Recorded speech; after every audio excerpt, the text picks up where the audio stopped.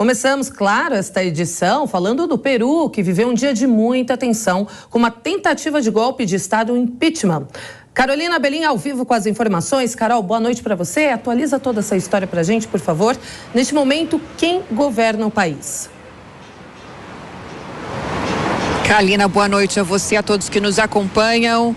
A até então vice-presidente do Peru, Dina Boluarte, né? Ela que era vice-presidente de Castilho, assumiu. Ela é hoje a presidente. Agora, nesse momento, o presidente, ela assumiu, tomou posse, foi empossada pelo Congresso peruano, e ela que foi uma das primeiras aí a denunciar a tentativa de golpe. Dina Boluarte, já no seu primeiro discurso perante o Congresso, falou que houve uma tentativa de golpe de Estado, mas que não encontrou eco nas instituições peruanas, tampouco nas ruas. Ela pediu no discurso uma trégua política para que consiga implementar um governo de unidade nacional, e também falou sobre uma das primeiras medidas prometidas por ela, o combate à corrupção. Vamos ouvir um trechinho, então, da fala dela, que, por essa conjectura, vem a ser a primeira presidente mulher a governar o Peru. Vamos ouvir. Antes que política, sou uma cidadana e madre peruana que tiene pleno conocimiento de la alta responsabilidad que la historia pone en mis hombros. Como todos conocemos, se ha producido un intento de golpe de Estado, una impronta promovida por el señor Pedro Castillo. Asumo el cargo de presidenta constitucional de la República, siendo consciente de la enorme responsabilidad que me toca, y mi primera invocación, como no podía ser de otra manera, es convocar a la más amplia unidad de todas y todos los peruanos. Solicito una tregua política para instalar un gobierno de unidad nacional. Esta alta responsabilidad debe ser asumida de consuno por todas y por todos.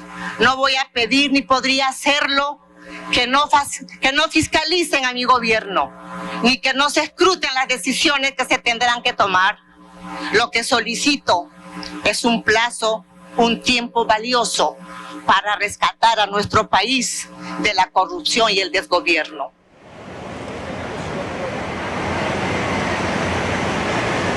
Os embates de Pedro Castilho com o Congresso não são de hoje. Ele, que é de esquerda, nunca encontrou maioria no Congresso, que é de direita, e hoje já seria um dia tenso no Peru, porque o Congresso iria votar o terceiro pedido, a terceira tentativa de impeachment contra Pedro Castilho, né? Um impeachment pedido com base em argumentos de investigações contra Castilho por supostos atos de corrupção.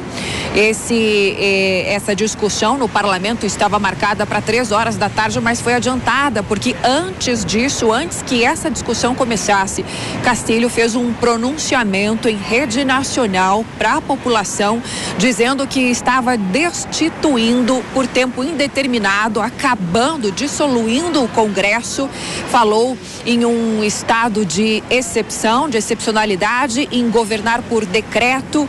Disse que o quanto antes iria formar um novo Congresso para, então, fazer uma nova Constituição. Isso imediatamente soou como um golpe, como eu disse. A então, né, vice-presidente dele, Dina, denunciou como um golpe. Quem denunciou também, né, quem repudiou essa fala foi o presidente do Tribunal Constitucional, Francisco Morales, e a procuradora-geral do Peru, Patrícia Benavides. Vamos ouvir, então, esse pronunciamento que foi feito por Castilho, falando nesse estado de exceção. Por lo que, observando as reivindicações populares por todo o país, tomamos a decisão de estabelecer um governo de exceção, orientado para restabelecer o Estado de Direito e a democracia. E entram em efeito as seguintes medidas. A cuyo efecto se dictan las siguientes medidas. Disolver dissolver temporariamente o Congresso da República e instaurar um governo excepcional de emergência. Convocar o mais rápido possível eleições para um novo Congresso, com atribuições constituintes para elaborar uma nova Constituição em até 9 meses.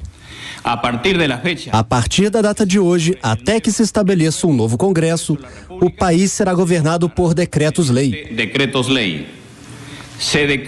Está decretado o toque de recolher a nível nacional, a partir do dia de hoje, quarta-feira, 7 de dezembro de 2022, desde as 22 horas até as 4 horas do dia seguinte. Está declarado em reorganização o sistema de justiça, o Poder Judicial, o Ministério Público, a Junta Nacional de Justiça e o Tribunal Constitucional. Todos que possuem armas ilegais devem entregá-las à Polícia Federal no prazo de 72 horas. Quem não o fizer estará cometendo um delito sancionado com pena privativa de liberdade, que será estabelecido pelo respectivo decreto-lei. A Polícia Federal, com auxílio das Forças Armadas, dedicará todos os seus esforços ao combate real e efetivo da delinquência, da corrupção e do narcotráfico.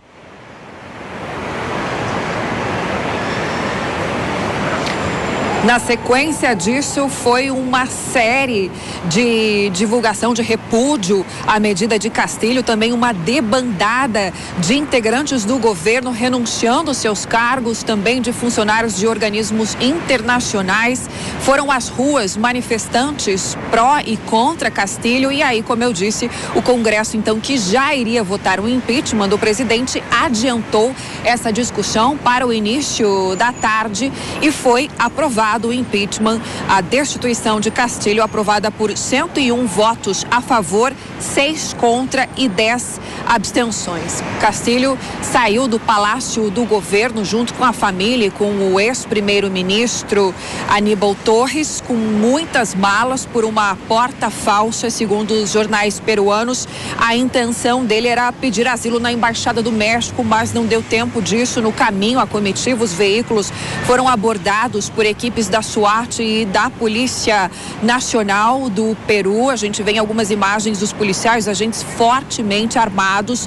Castilho foi conduzido para a Prefeitura de Lima, onde permanece até agora. Agora há pouco, numa entrevista à Willax Television, numa televisão local, a procuradora Martina Barreto disse que o ex-presidente, agora Castilho, está sendo investigado e está sob custódia.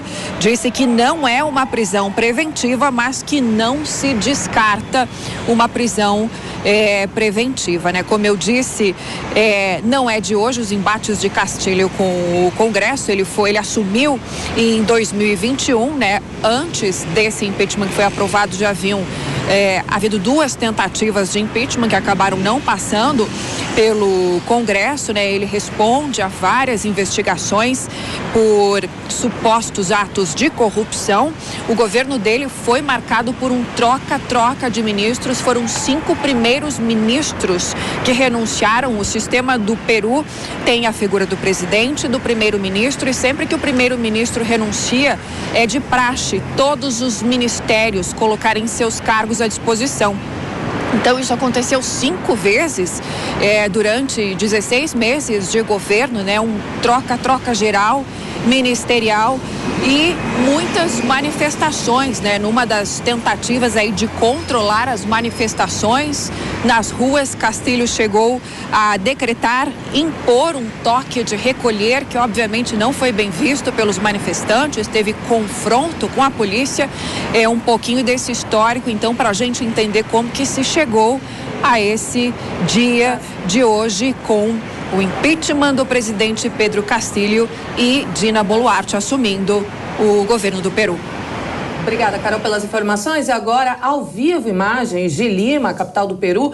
A gente observa policiais indo para cima dos manifestantes com escudo, jogando o que a gente vê, aquela fumaça, talvez bomba de gás lacrimogênio. São manifestantes, como disse Carol Abelim, que prós e contra aí o impeachment de Castilho. Eles que estão se manifestando bem próximo ali ao Congresso, à Prefeitura, ao Palácio Presidencial, que ficam prédios que ficam todos próximos, basicamente no mesmo complexo. A gente vê agora as imagens, muita fumaça, muito provavelmente de bombas de efeito moral ou de gás lacrimogênio que foram soltadas aí pelos policiais de Lima, no Peru. Bom, agora eu chamo os nossos comentaristas para justamente repercutir essa grande notícia do dia. Alfredo Scaff, Rodrigo Constantino. Bom, mostramos agora aí a manifestação dessa imagem ao vivo em Lima. Começo com você, Constantino. O que me parece é que Castilho estava ali num beco sem saída, sem governabilidade, sem uma sustentação política, sem apoio do Congresso, sem apoio do povo e tentou este golpe, né? Sem apoio, inclusive, das Forças Armadas do país. Ou seja, as chances deste golpe dar certo seriam um pouco difíceis, mas ainda assim é muito perigoso esse ato. Sem dúvida, Carolina. Boa noite a todos. Veja, seria a quarta ditadura socialista ligada ao Foro de São Paulo na América Latina. Já temos Cuba, Nicarágua e Venezuela, né? E todos aliados do PT, do Lula. É um governo radical de esquerda, corrupto, perdeu muito rapidamente a popularidade e no terceiro julgamento agora de impeachment, ele resolveu apelar, né, dobrar a aposta e fazer o famoso se colar, colou, para ver principalmente a reação da população, do Congresso ou das Forças Armadas. Castilho é alguém que queria ignorar o Congresso, atropelar a Constituição, governar por decretos, retirar a arma do povo, né? Ele queria ser uma espécie de Alexandre de Moraes no Peru. Não deu certo. Agora, o mais curioso nisso tudo é ver o malabarismo da imprensa brasileira em transformar um claro aliado de Lula, que, aliás, Lula saudou a sua vitória, disse que era muito importante para o país, para a América Latina, alguém que é ligado ao Foro de São Paulo, como eu já disse, transformar esse aliado próximo de Lula em alguém com um perfil conservador. Acreditem se quiser, já é a narrativa da imprensa, porque golpista não pode ser de esquerda, né? Pois é, dia movimentadíssimo no Peru, crise institucional sem precedentes, né, Scaff? Queria, claro, sua avaliação acerca dessas ações e reações no dia de hoje, mas também é importante a gente destacar que o Peru gozava de bons índices econômicos quando era governado por um liberal. As coisas mudaram muito de uns tempos para cá, né? Boa noite, Daniel. Boa noite, Kalina. Boa noite, Rodrigo, toda a nossa audiência. Veja, Daniel, essa é a maior prova do quão um país sofre com um desqualificado como esse Pedro Castilho no poder. Quando a população elege uma pessoa sem missão, sem propósito, né, um anteprojeto de tirano, de ditador, dá nisso aí. Sorte do Peru que eles têm um parlamento que estava lúcido, acordado, e não deixaram o pior acontecer. Mas veja só, esses países não adotam uma agenda de desenvolvimento. São países que vivem, né, patinando no desenvolvimento, cresce volta dois para trás, dá um passo para frente, dá dois para trás. Então, esse é o grande retrospecto que nós temos de governos mentirosos, populistas, que ficam, obviamente, contornando uma corrupção no poder para se manter no poder. Então, o Peru é a grande prova que esse populismo irresponsável e essas pessoas desqualificadas, não só na questão política, mas intelectualmente, não podem jamais chegar no poder, porque olha o que acontece. Está acontecendo no Peru e pode acontecer em outros países menos ou mais pobres que o Peru também. Pois então, eu chamo a atenção de você que acompanha a programação da Jovem Pan News. Daqui a pouco a gente volta a tratar dessa notícia, a notícia internacional do dia, crise institucional sem precedentes na história do Peru. O presidente fechou o Congresso, depois foi destituído, agora a vice-presidente do país no comando da nação. Todos os detalhes e também as análises importantes para você que nos acompanha.